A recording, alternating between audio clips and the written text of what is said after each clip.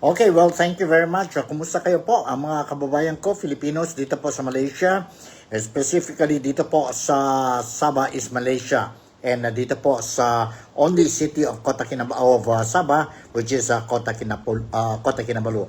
Ito po si Nico Fabian, once again, nandito po sa NikTok, the Real Talk with Nico, and I'm inviting each and every one of you to join itong program natin po so that you will be able to know anong mga latest updates regarding ang sitwasyon dyan po sa Pilipinas, especially political scenarios or stories dyan sa Pilipinas at saka mga iba-ibang istorya na or stories regarding ang mga Filipinos dito sa Malaysia, dito sa Sabah, and kung may time pa din tayo po, we will be touching on anong latest mga stories, breaking news po regarding sa iba-ibang parte sa mundo or international stories. Once again, today is June 24 na po. Malapit na ang sabi natin end of the month, and end of the month would mean money, would mean money. So sige lang, tuloy lang po ang trabaho natin, and I hope everything is running smoothly sa inyong lahat, especially mga kababayan ko po dyan sa Pilipinas, no? Mga OFWs po, overseas Filipino workers sa iba-ibang nasyon, not only dito po sa Malaysia, but also sa iba-ibang nasyon, especially on countries na may problema ngayon, may gera ngayon. Sana lang po na you're always safe from any harm, or you will not be affected sa sabihin natin itong gera sa iba-ibang parte, especially dyan po sa Iran, sa Iran, dyan po sa Israel, and other countries na may gulo ngayon po, no? Magulo ang sitwasyon nila. So I am including my prayers in my prayers sa inyong lahat po for your safety. I would like to say good afternoon also, and good evening to my dear friend si Ervi Castle, which is who is watching itong programa natin ngayon po dyan po sa Basilan.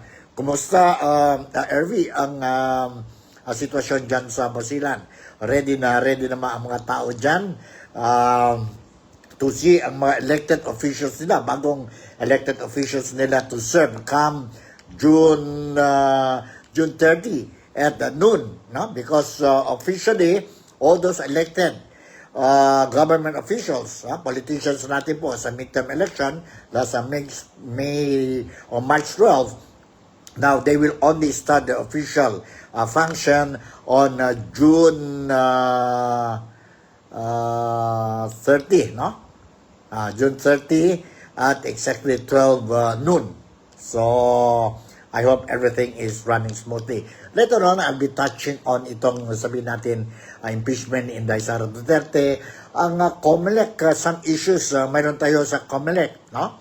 Na may decision na po regarding especially itong controversial issue or hot issue between the elected congressman of Manila sa District 6, between elected congressman,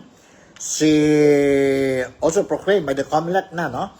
Si Congressman Uy, si Congressman Uy, Luis Joey Uy, and nag-protest din po ang incumbent congressman for District 6, si Benny Abante po, no? Si Benny Abante.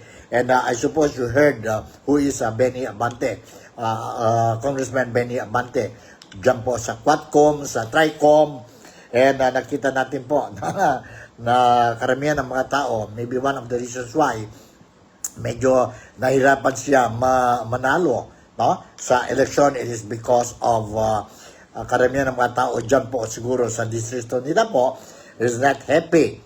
Is not happy with how we perform as congressman, especially dyan po sa Tricom and sa Quadcom ng House of Representatives when they were doing itong investigation or probe. So I will be sharing with you some of the or some footages or recorded videos po so that you will be able to understand ano talaga ang sitwasyon. And also, I will also be touching dito po sa programa natin ngayon ang notisya that si Vice President Inday Sara Duterte, he flew para dyan po sa Australia to attend a very, very special function po.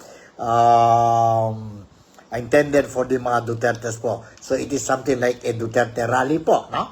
Duterte rally, maybe she'll be talking about the impeachment. She's talking about the situation of her father, si former President Rodrigo Roa Duterte, or otherwise known as Tatay Digong, sa karamihan ng mga Filipinos po. Be it bata, middle age, and adults, as well as senior citizens po. Well love si Tatay Digong, and kumusta ang sitwasyon ni Tatay Digong. So I'll be touching on that. But before going any further on the issue of Inday Sara Duterte, on the issue of Abante and Luis Joey Uy, let me share with you a footage first po, and I am appealing, I'm urging everybody who is watching my program today na huwag natin po kalimutan to include sa mga prayers natin po every day ang safety. Let's pray to God for the safety of our brothers and sisters dyan po sa Israel at saka dyan po sa Iran. Now, medyo mahirap ang buhay nila po dahil may conflict, may gera po between these two countries, no? And in fact, as I talk now, sige pa po ang firing of missiles from Tehran to Tel Aviv or sa Israel, and Israel to Tehran po, to Iran.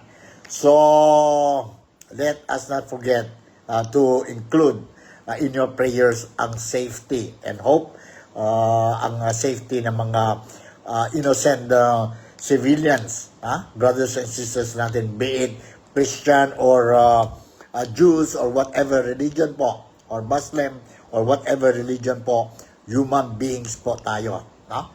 So let us pray for their safety. So ang latest developments na mayroon tayo dito po, I will share with you itong footage, and at the same time, ano mga domino effects ng gera po between Israel and Tehran. We'll be touching on that later on. In the meantime, nandito po, let's watch itong video clip that I have prepared para sa inyong lahat. Nandito. Regime change cannot happen, or would be rather difficult unless there is a campaign on the ground. Now, Israel has a population of 9 million, Iran of 90 million. Iran is a large country. America would have to be involved. And even if America were involved, it would not be easy. Meanwhile, things naturally get complicated in these situations. Now, Iran has denied attacking the hospital. So that is one. Instead, they have said that Israel has attacked a nuclear facility, another nuclear facility called Kondam. So things are not clear exactly, but it has to be said that at this point, it's very difficult to imagine when these operations will end, because there have been casualties on both sides, there have been attacks by both sides, there have been lots of damage, but at this point, the world wants this battle to come to an end. This near war has to end, and virtually every country in the world has spoken out about it. But when all this will happen, we do not know. We know that Prime Minister has said that the 21st century is not the right time for war. But we will have to see how Iran, how Israel, and the Americans, how they deal with the whole thing. All right. Will there be full-fledged involvement of America as far as this ongoing conflict is concerned? There has already been an offer for peace and also a deal to be sought between the two countries, the offer that has been coming in from President Putin, but this is something that has not been liked at all by President Donald Trump. But right now, as we speak, when it comes to the IDF, we're learning in a breaking update has now issued an urgent evacuation warning to the civilians who have been now told to immediately leave an Iranian village, saying that your presence in this area puts your life at risk. So the Israeli army, which has been saying that it has been attacking mainly when it comes to the Iranian regime's military infrastructure throughout Iran in recent days, will soon be operating in an area which is said to be an industrial park within the village of Kalash-Talishan. That has now been said as far as the IDF, which is now issued this urgent warning to the people who are located in, when it comes to highlighting on the map, the red area of the map, and this is the village of Kalash-Talishan, where these warnings has been issued by the Israeli army, now saying that the citizens of this area, of this place, will show you on this map that has also been issued by the IDF, what has now been circled as a red area. All of these areas that have now been said that they need to be immediately evacuated on part of the citizens there, because the Israeli army would soon be holding its operations there. So this is the warning that has now been cited by the IDF, saying that urgent warning to all the people located in the red area of the map. The map is here below. This is within the industrial park village of Kalash-Talishan, and been saying that the Israeli army just has been attacking Iranian regime's military infrastructure throughout the recent days, will soon be operating in this area. Dear citizens, for your safety and health, we ask you to leave the designated area on the map as soon as possible, and your presence in this area will put your life at risk. This is how, as far as the IDF has now been issuing warnings. But Israel seemingly leaving no stone unturned in their bid to target Iranian nuclear facilities. When it comes to Natanz, when it comes to Fordo, when it comes to Isfahan, all of them were targeted by the Israeli Defense Forces. Now, Arab being the latest that has faced the wrath of Israel, the country has now made it clear that they will not relent until the supreme leader of Iran is eliminated. Okay, yun po, narinig din na po ang latest updates regarding ang conflict between ang gera, the war between Israel and Iran. So, let's give peace a chance. I hope that ang mga leaders, ang Israel at saka ang Iran, and of course ang US, Russia, superpower din yan po. Ang US, Russia and China is coming in and calling for hindi yan ceasefire po, but they are calling for an end to the war, because if there will not be, or we are not going to end this war, then grabe po ang consequences that we are going to face. But now you can see already na marami mga domino effects na po, no? Even Philippines is now suffering indirectly ang war between Israel and Iran, no?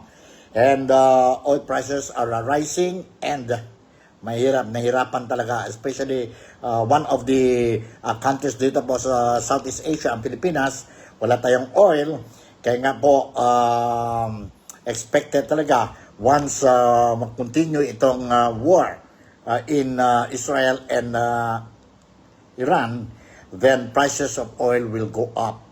And later on, I'll be touching on that thing. So let's pray. Let's pray po na matapos na itong gera. Matapos na itong gera, hindi lang sa Israel, sa Tehran, sa iba-ibang parte sa mundo din po. Tama na yun po. We have Russia and Ukraine, no? Ang dami pa mga areas na may problema tayo. Even ang Pilipinas, may problema din tayo. Ang Taiwan and China, no? And if something will happen between Taiwan and China, now we will be affected. We will be affected, no?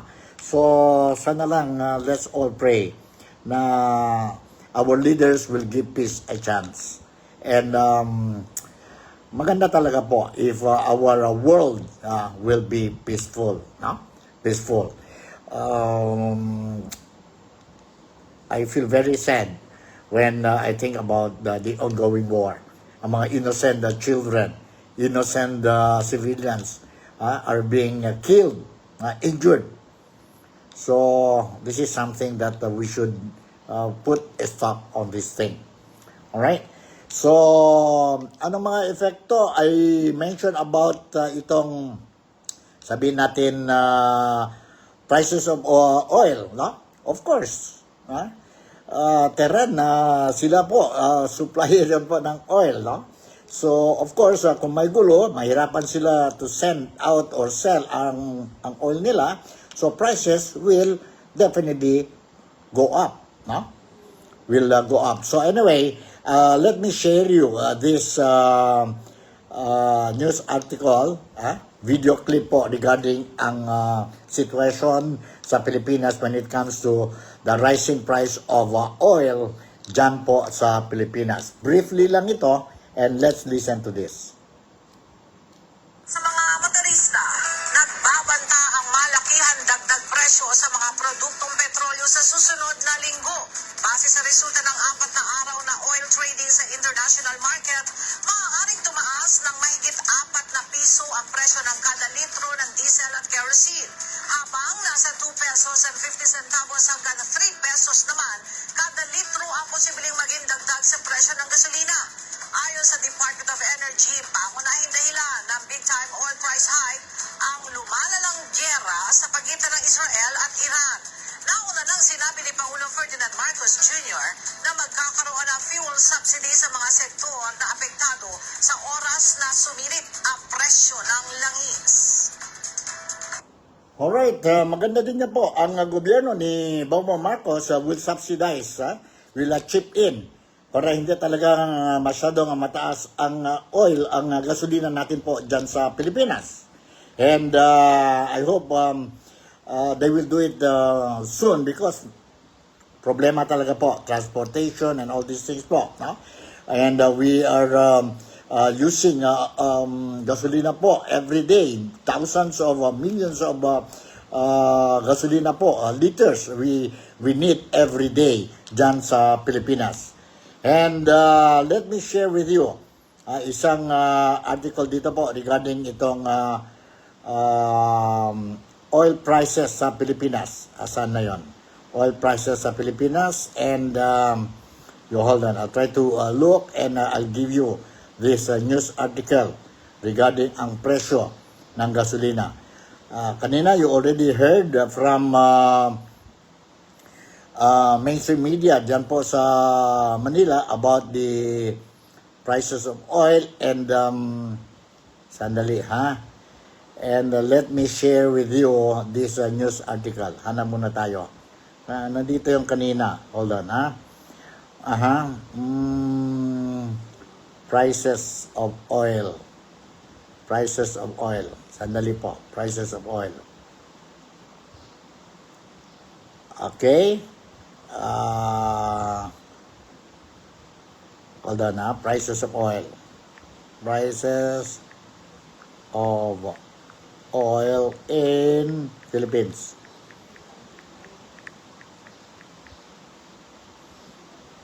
Alright. Okay.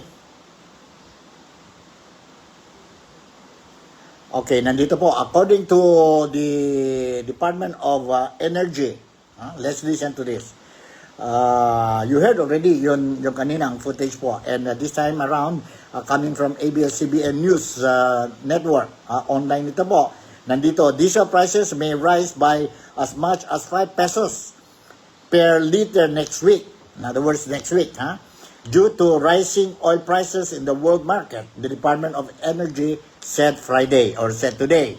Assistant Director Rodela Romero, DOE Oil Industry Management Bureau Director 3, said the following price hikes may be implemented by June 24.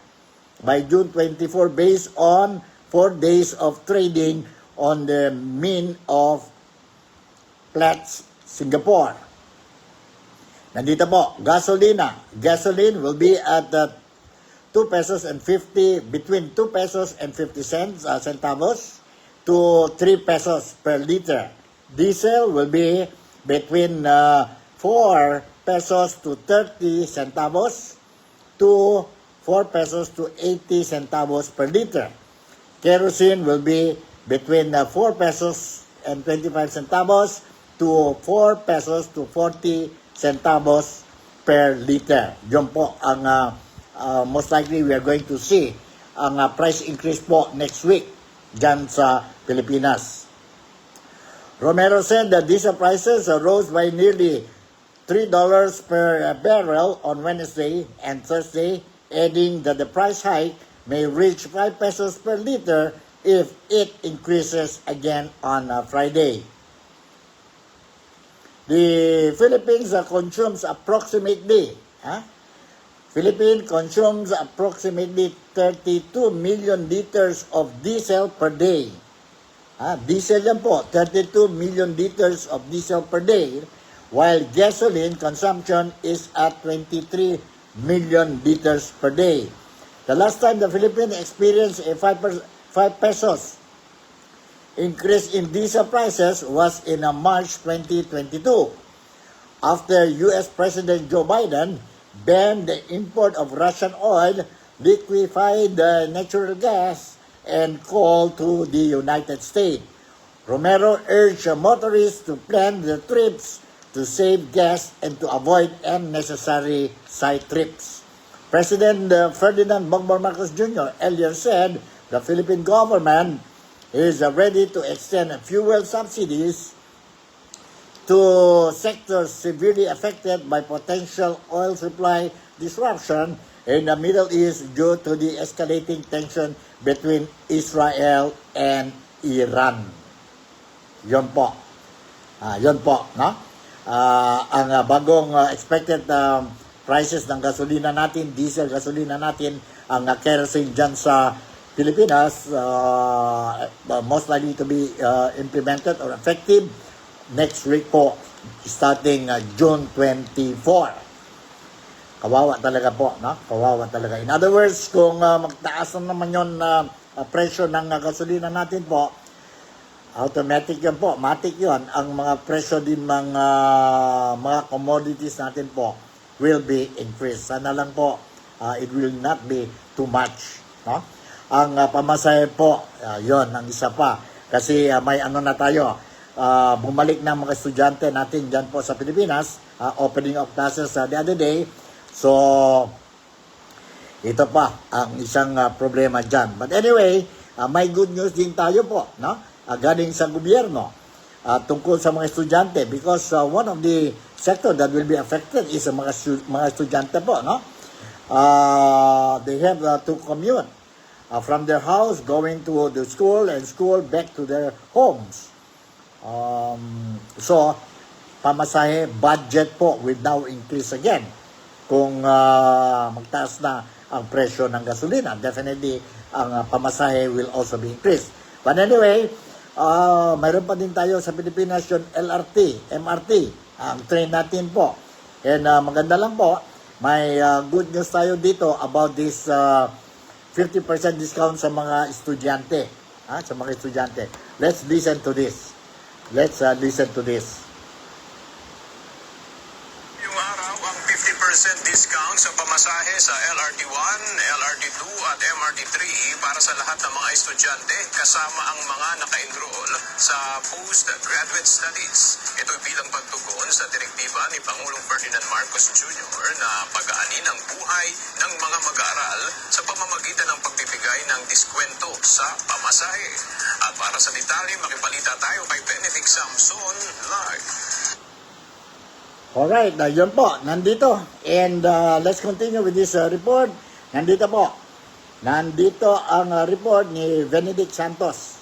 Ni Benedict Santos. You will listen to this. Aabot sa 34 pesos kada araw ang matitipid ng isang estudyante sa pamasahe sa LRT Line 2. Para ma-avail ang nasabing discount, kailangan lamang na magpakita ng school ID na valid sa kasalukuyang school year. Ayon kay Transportation Secretary Vince Dizon, araw-araw itong magagamit ng mga estudyante na sasakay sa LRT Line 1, LRT Line 2 at MRT Line 3. Samantala sa inilabas na mga fare matrix ng MRT Line 3 noong 20% pa lang ang ipinatutupad, 10 pesos ang singil sa pinakamalapit na istasyon at 22 pesos naman sa end-to-end o mula North Avenue hanggang Top Avenue. At kayo 50% discount na, 6 pesos na lang ang babayaran sa nearest station at 14 pesos naman sa end-to-end station.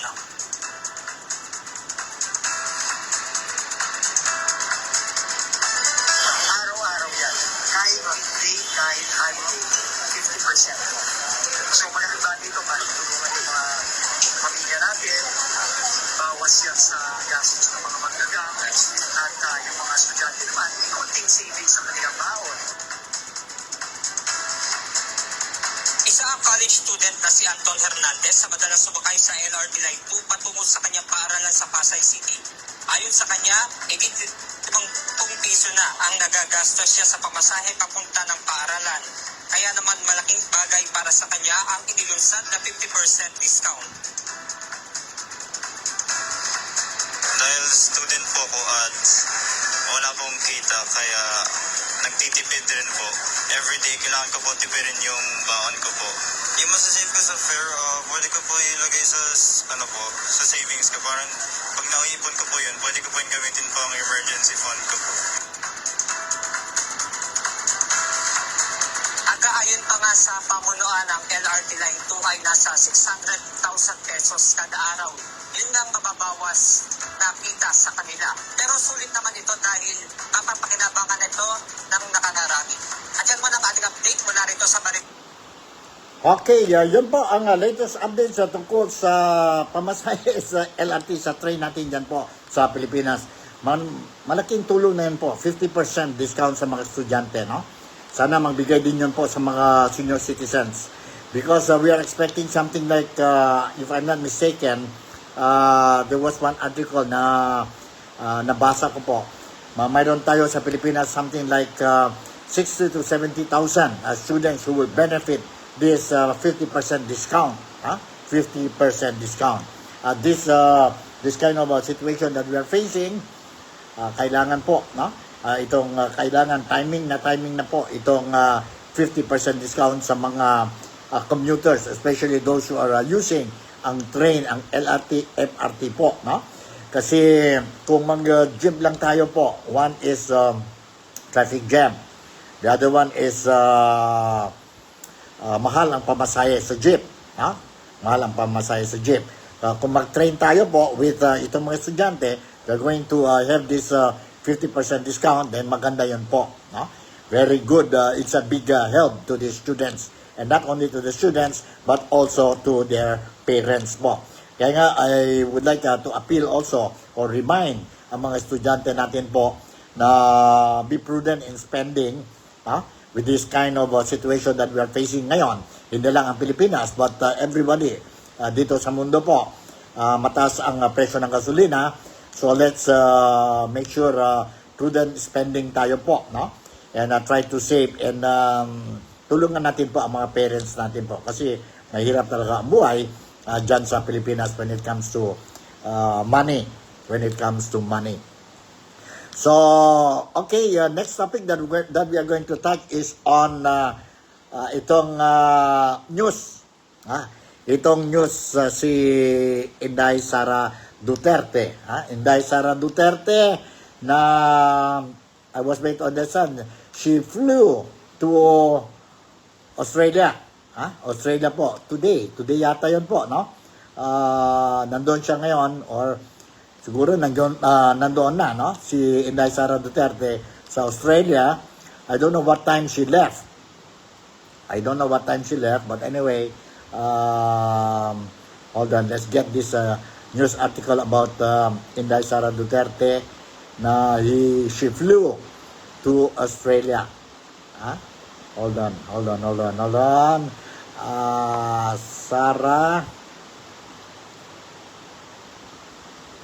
Sara in Australia.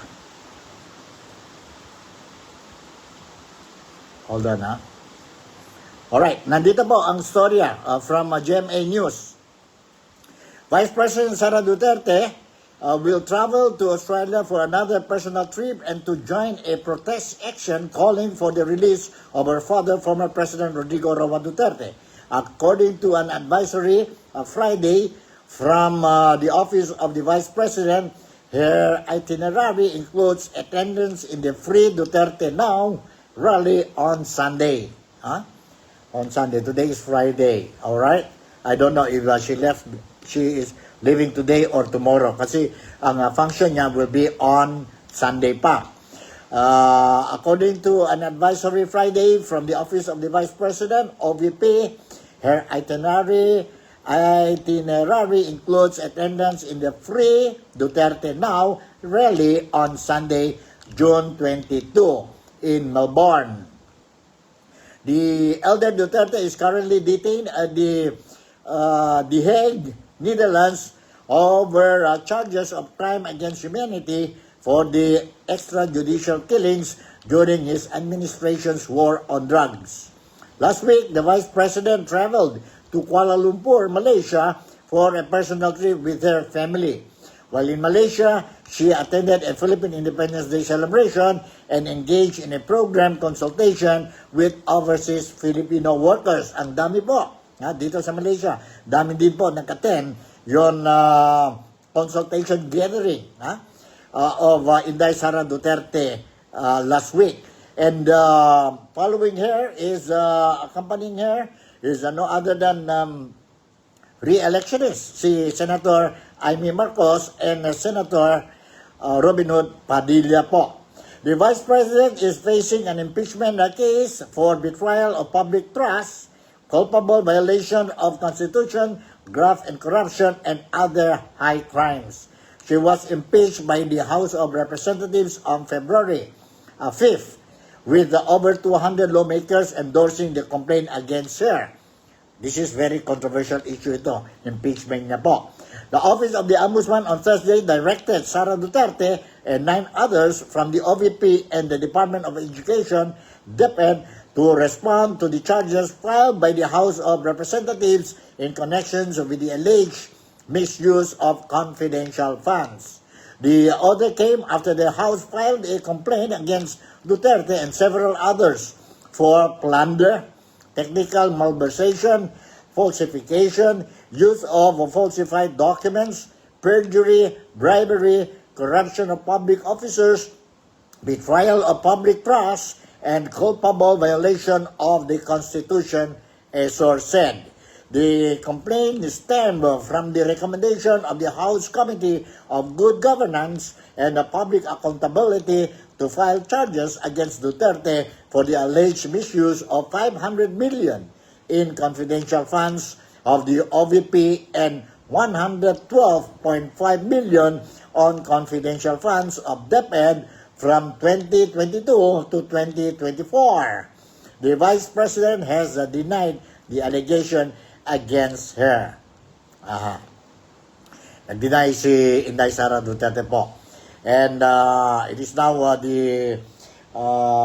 let's see ang mga ebidensya po to be produced by the accusers, and of course to be defended by the respondent, which is si Inday Sara Duterte po.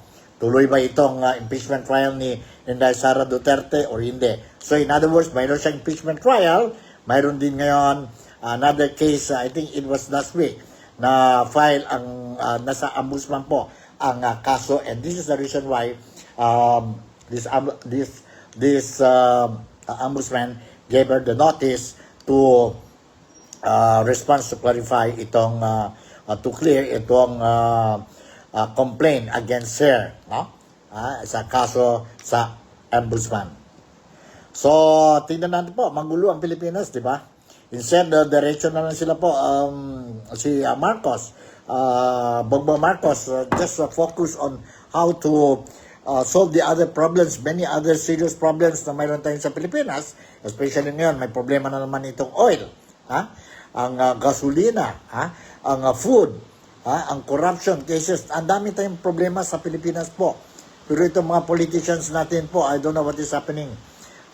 I don't know what is happening po. Priority talaga nila is to file a case against Inday Sara Duterte for reasons, I don't know, maybe I'm wrong, but based on what we saw in social media, what we hear in televisions and radios, what we read in newspapers, no? Diyan sa Pilipinas, this is politically motivated because they look at Inday Sara Duterte as a threat because Sara Duterte, based on her trust and performance rating po, evaluated by the Filipinos, na mataas and potential to be the next president of the Philippines once President Ferdinand Bongbong Marcos Jr.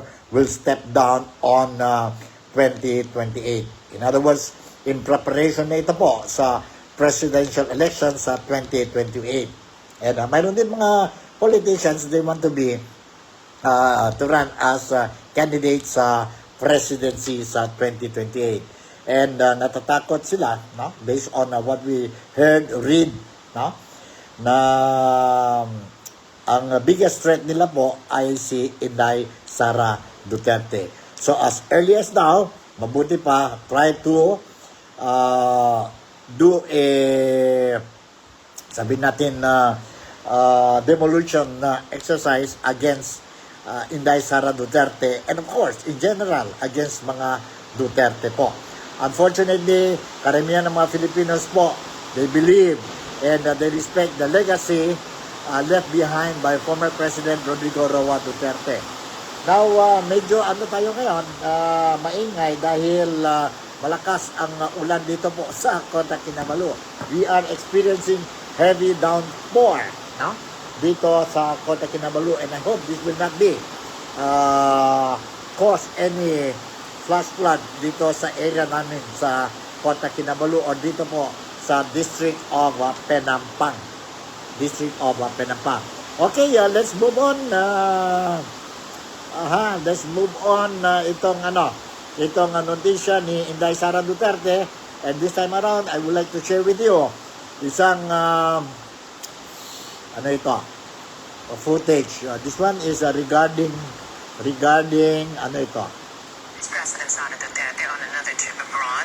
Ang trip niya abroad dyan po sa Australia, just a confirmation po coming from the mainstream media dyan po sa Pilipinas on the trip of Inday Sara Duterte sa Australia.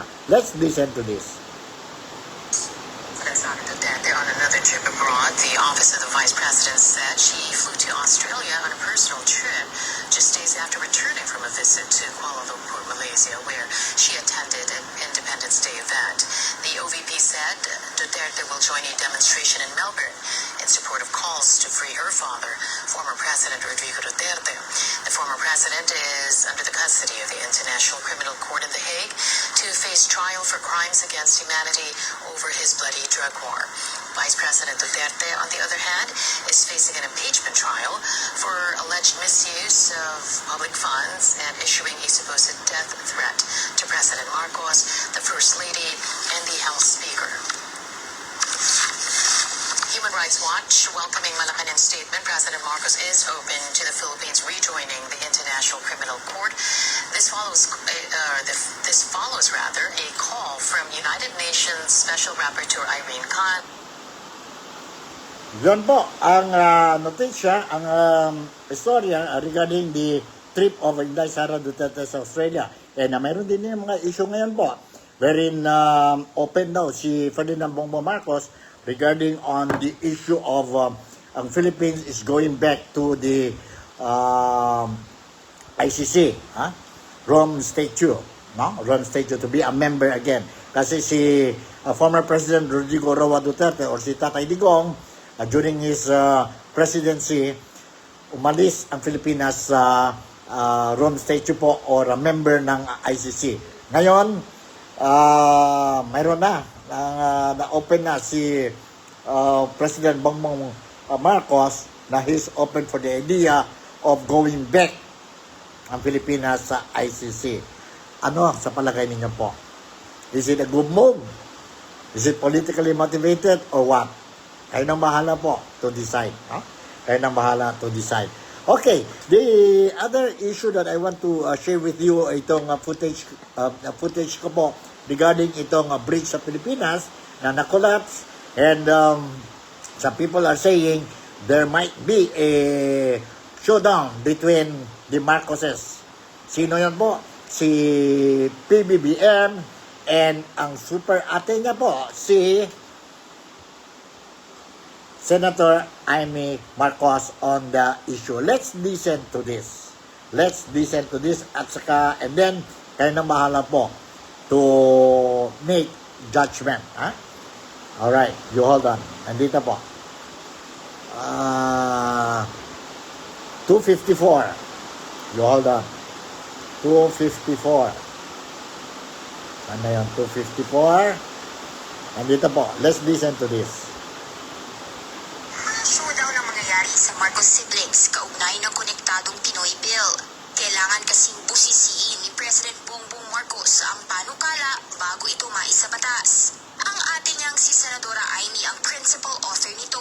Layunin nitong i-improve ang digital infrastructure and connectivity sa Pinas sa pamamagitan ng pag-scrap sa luma ng congressional franchise requirement sa data transmission providers. Mismong apela ni Senadora Amy kay PBBM, it's time to side with the masses and not the monopolies. Burahin na lang daw ang pangalan niya kung ito man ang dahilan kung bakit ayaw pirmahan ng panukala. Una nang sinabi ng Malacanang na mag-iingat si PBBM sa pag-review ng mga probisyon nito. Matatanda ang nagkaroon ng sibling rift sa pagitan ng dalawa nang maging kaalyado ng senadora si VP Sara, ang dating Uniteam partner ni PBBM.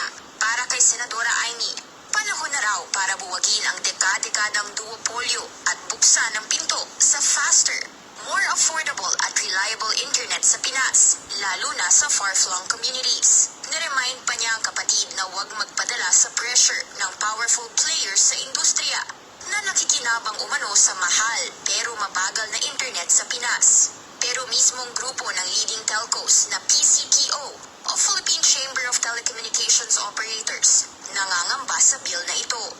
Pwede raw kasing magdulot ng vulnerability ang panukala sa national security, lalo na't di na nito nire-require ang importanteng pagbusisi sa kahandaan ng isang bagong provider, mapaligal man yan, financial o cybersecurity readiness. Isa pa umanong butas ng panukala, ang kawalan ng requirement para sa pag-serve sa disadvantaged areas. Ibig sabihin, posible raw ituon ng bagong players ang kanilang focus sa high-density areas, gaya ng Metro Manila, at maiiwan ang rural communities. Babala ng grupo, huwag madaliin ang pagpasa ng mga batas dahil mas malalaking problema ang posibleng nakaabang dito. Katulad na lang ng sa Pogulo, na di umano'y well-intended pero poorly executed naman. Ganito rin ang panawagan ng Citizen Watch Philippines. Kailangang i-veto ni PBBM ang panukala dahil masyado raw mataas ang risks nito sa foreign manipulation. At kung di monitored ang pag-operate ng foreign-controlled entities sa mga digital critical system, posible pang ma-expose ang Pinas sa cyber threats. Una nang nailahad sa mga Senate investigation ang vulnerabilities ng Pinas pagdating sa cybersecurity, gaya ng di umano'y state-sponsored attacks at hacking sa government systems. Nasa kamay na ngayon ni PBBM ang future ng Pinas pagdating sa connectivity. Para sa agenda. Alright, yun po ang latest between Super Ate and President Bongbong Marcos. Alright, this time around, let's go to the issue of the COMELEC. COMELEC po. Itong issue ni incumbent Congressman si Benny Abante and the newly elected Congressman dyan po sa distrito nila, no? District 6 sa Maynila. Si winner sa midterm election, si Congressman, kasi nag-proclaim na sa kanya Congressman Luis Joey Uy, ang issue nila po about citizenship. Let's listen to this. Okay, from the COMELEC. From the COMELEC, let's listen to COMELEC Chairman George Garcia on the issue. George Garcia joins us via Zoom. Chairman, good to see you again. Maraming salamat sa inyong oras. Magandang gabi po, Ma'am Pinky, sa mga kababayan natin. Magandang gabi rin po sa inyong lahat. Unahin na po natin yung topic or issue on Councilor Joey Uy, who actually won as congressman for the 6th District of Manila. The COMELEC's 2nd Division basically saying he is not a natural-born Filipino, no, Chairman. This is, of course, basically recognizing the petition filed by yung kalaban po ni Councilor Joey Uy na si Congressman Benny Abante. Tell us more about this and what could happen next, sir. Yes, Ma'am Pinky, tama po kayo. Ito ay desisyon ng division ng COMELEC. Unanimous po sila. Nakita po nila, nalaman nila base sa ebidensya na naipresenta na yung pong respondent ay hindi po natural-born Filipino citizen. Maaari siya po ay Filipino citizen, pero naturalized at hindi po natural-born. Ang pinagpasihan po nila ay yung tinatawag na derivative citizenship. Ano po ibig sabihin yan? Tinignan po kung ano citizenship ng kanilang pong mga magulang. At nalaman po na at the time na yung mga magulang nila ay naging Filipino citizen, sila po ay majority age na. And therefore, kinakailangan na i-adapt nila o yakapin nila ang Philippine citizenship. At meron pong formal na proseso patungkol dyan. Kapag po hindi po, sabi po ng division, kapag po hindi po nagkaroon ng proseso, then therefore hindi po naging natural born ang isang tao. At dahil dyan, sa ating po saligang batas, Ma'am Pinky, nakalagay ang isa sa mga qualifications ng pagiging kongresista, number 1, dapat natural born Filipino citizen. Bagamat Ma'am Pinky, ini ating pong kinaklarify, yan po ay decision pa lamang ng division ng COMELEC. At hindi pa po yan pinal, hindi pa po yan dapat at pwedeng maipatupad. And therefore, pwede pa po makapag-file ng motion for reconsideration ang naturang respondent. I was looking at the petition.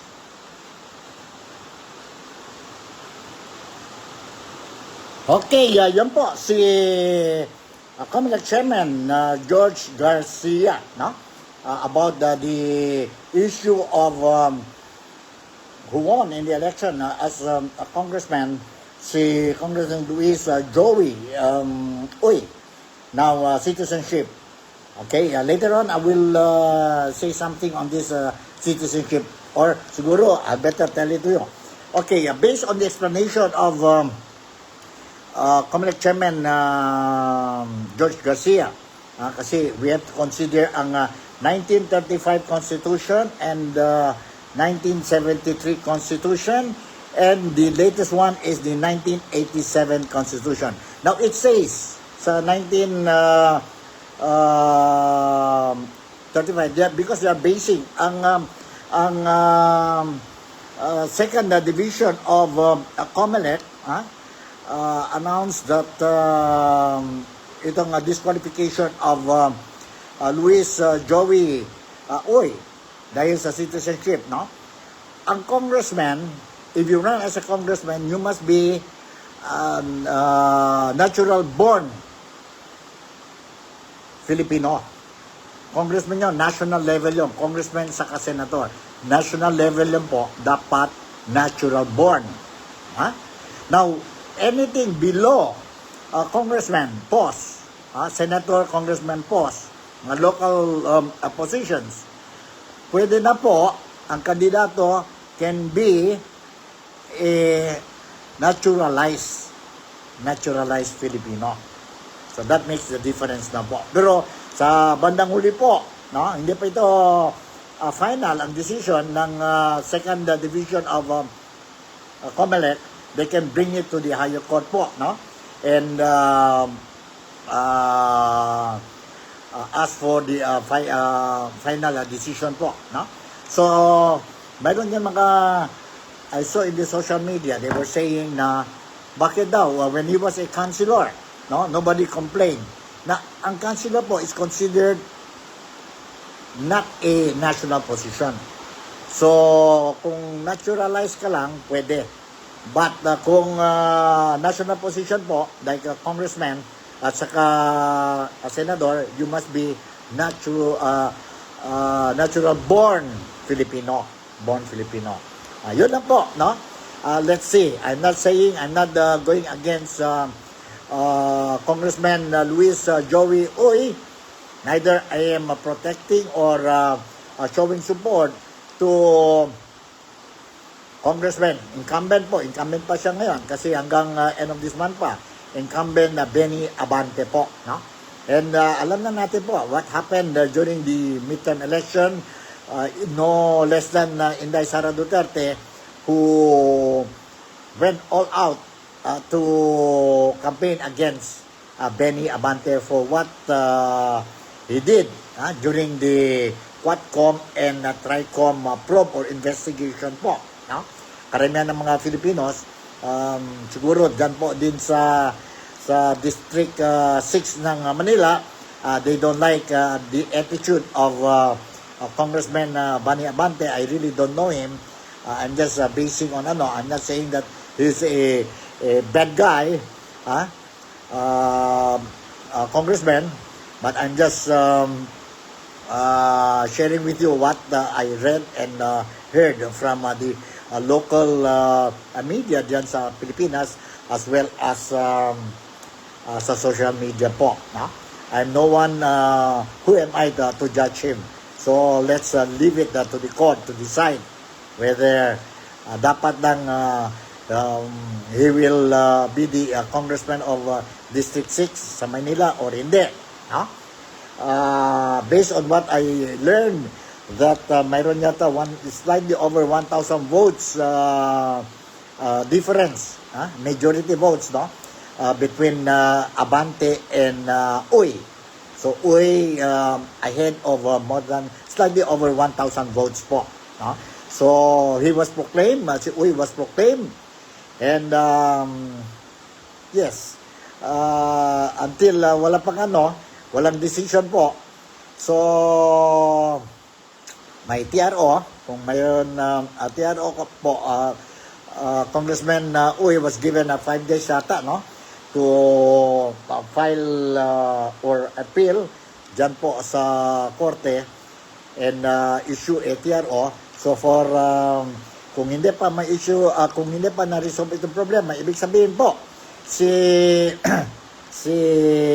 Congressman Uy will be the congressman of District 6 dyan po sa Manila, Alright, mayroon pa tayo isa pa o dalawa pang footage regarding this issue, and let me share with you another footage po, another footage regarding this issue, si Uy at saka si Abante. Let's listen to this.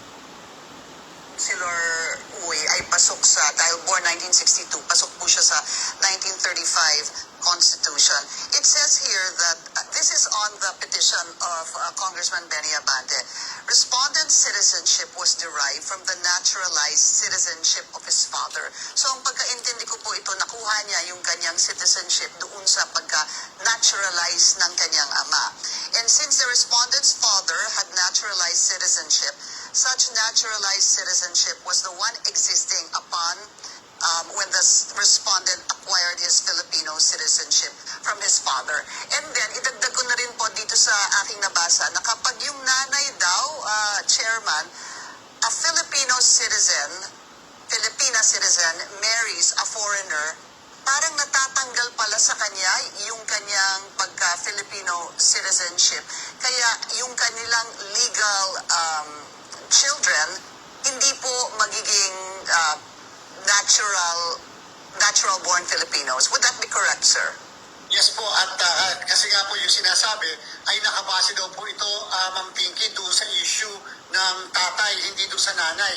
Hindi kinuha yung kanyang citizenship doon sa nanay dahil maaari may issue doon sa nanay. Alam niyo po, Ma'am Pinky, para naman po maunawaan din ng mga sumuporta sa ating pong respondent, ay hindi pa naman po pinal itong naging desisyon sa kanya, and therefore pagdating po namin dyan sa NBank ay yan po ay kasama sa aming pong pag-aaralan, Ma'am Pinky, kasama po sa aming titingnan kung talaga bang ang derivative citizenship ay kinuha sa tatay at hindi sa nanay, at bakit hindi sa nanay kinuha yung derivative citizenship. Sana maipaliwanag na maayos yan ng respondent upang makita na natin, baka naman pwede ma-reverse ang desisyon ng division.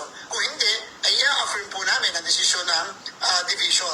But you would know what is prescribed in the 1935 Constitution. So I'm asking you, Chairman, tama ho ba yung aking pagkaintindi na kapag ang Filipina marries a foreigner, natatanggal po yung kanyang Filipino citizenship and acquires the foreign citizenship, and then thereby lahat po ng kanilang mga anak ay none of them can become Filipino citizens. Would that be correct, sir? Will be correct under the 1935 Constitution ng Pinky. And therefore, unless there is a showing that the Filipina, dito naman sa sumunod na nating Constitution, ay decided to retain Philippine citizenship. Pero doon po, sa former Constitution natin, basta nag-marry ng foreigner, magiging foreigner na rin po ang ating po mga Filipina. And therefore, that will have the consequence of likewise making the children as not Filipino citizen. Alright, yun po, explanation ni Commonwealth Chairman George Garcia. And finally, ito po, sa issue pa rin, ang proclamation niya, valid ba or hindi? Let's listen to this. Amang Pinky, sa kasalukuyan, ang proclamation po niya ay will remain and is valid sapagkat ang desisyon nga po ng COMELEC Division ay hindi naman pwedeng maipatupad pa. Meron po silang 5 araw para mag-file ng motion for reconsideration, at once na nakapag-file ng motion for reconsideration, sa 5 araw na yan, the decision is not executory, is suspended, and therefore itataas po yan sa Commission and Bank upang madesisyonan.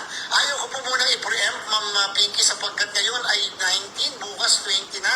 5 araw mula kahapon kung saan nailabas ang desisyon, kayo na lang po ang mag-compute, tapos po iraraffle po yan sa isang membro ng division ng komisyon and bank. Ma'am Pinky, pagdating po ng June 30, tama po kayo, alas 12:01, mawawala ng jurisdiction ng COMELEC sapagkat kapag daw po meron ng number 1, proclamation, number 2, oath kahit sa isang barangay chairman, kahit sa isang notary public, at number 3, assumption to office, which is June 30, 12:01. Nawawala ng jurisdiction ng COMELEC at ito po'y mapupunta sa House of Representatives Electoral Tribunal. So, what you're Alright, klaro-klaro yun po. Explanation ni Commonwealth Chairman George Garcia na ang proclamation ni Congressman Luis Joey Oy remains. Valid yun po. Valid yun po. No? Valid yun po. And let's see. I will continue to monitor ang mga latest updates regarding this issue. And of course, I will make sure that once mayroon tayong latest updates dito, then I will make sure that you will be properly informed. Especially mga supporters ni Congressman Luis Joey Uy. No? And of course, mga supporters din ni incumbent Congressman si Benny Abante. Abante. Alright, siguro hanggang dito na lang ang programa natin, ang NikTok, The Real Talk with Nico. And maskin paano, I hope that I managed to give you what you deserve to know about the breaking news updates regarding ang political scenario dyan po sa Pilipinas. Especially itong mga Filipinos natin, mga kababayan ko dito sa Malaysia, particularly sa Sabah, East Malaysia. 2 states tayo dito po, may Sarawak and Sabah. And very specific po ang mga Filipinos dito sa lone city of Sabah, which we call Kota Kinabalu. So with this, again, I just want to remind each and every one of you, magdasal tayo po. Include sa prayers natin po ang wish natin, ang hope natin, ang appeal natin, ang urging natin sa Panginoon po to give peace on earth, to stop the war between Israel and Iran, ang Ukraine and Russia, and other places na ngayon may problema, may gera po. No? Let's give peace a chance. We love peace, not war. So with this, once again, Nico Fabian would like to say thank you very much for making me a part of your day today, and I hope and wish also that you will enjoy your weekend tomorrow and on Sunday. Malaysia, Sabah, the Philippines, God bless us all, and I'll see you on my next episode. Thank you and bye.